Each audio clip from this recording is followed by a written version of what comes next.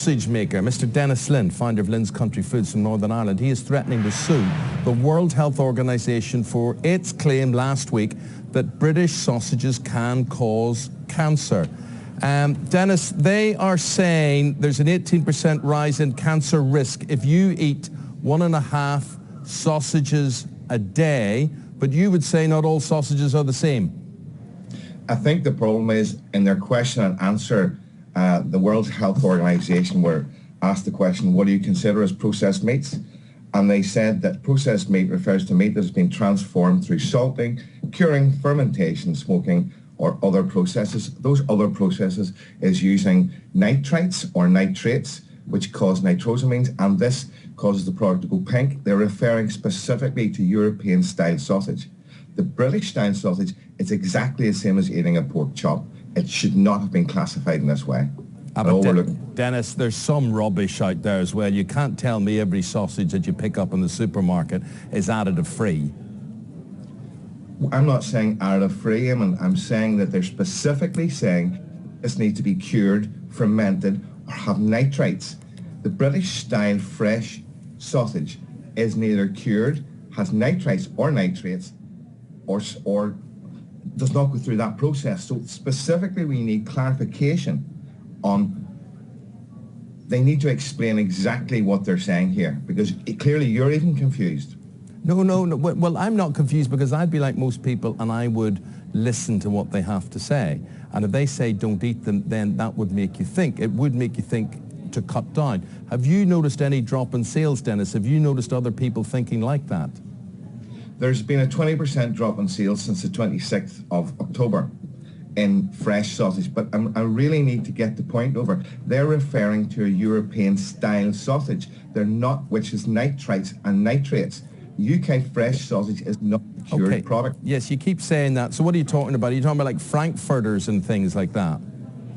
We're talking about salamis. We're talking about we're talking about a product that goes pink, like bacon, ham, corned beef, and cured pink style sausages like salamis, frankfurters, that type of stuff. That's what they're referring to. But the British sausage has got lumped into this because of a lack of clarification. And what we're saying to them is, please clarify. Yeah, and you know, it's big business for you, Denis. I'm looking at the figures here. Apparently you turn out from Downpatrick there 135 million sausages a year, and it's worth nearly a turnover of 50 million quid to you. Now, obviously that is big business, and you plan to go to court, am I right in saying? We have told the World Health Organization, clarify your position on this, tell the truth, and we will not take you to court. However, they have not come back to us, so we will be taking them to court on this one. But Denis, what happens if they're right and you're wrong? Well, no, the science, no, if you actually read the report, what I'm saying is exactly the same as what they're saying. It's the misuse of the word sausage. If you go into the report, they don't refer to British-style sausages or that type of product at all. The science is with them and with me. It's the understanding of that science that has got wrong.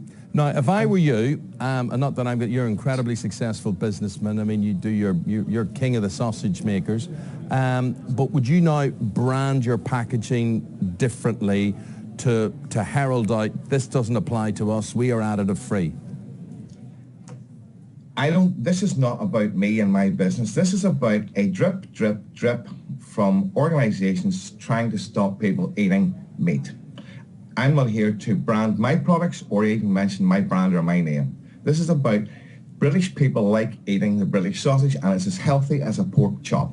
That's all I'm trying to do. How healthy is a pork chop? I mean, that's the whole thing. I would automatically, I understand what you're saying, but if the science is not just related to this, I mean, study after study says too much red meat is not a good thing. I totally agree, and I totally agree with that. And a balanced diet's a very important thing.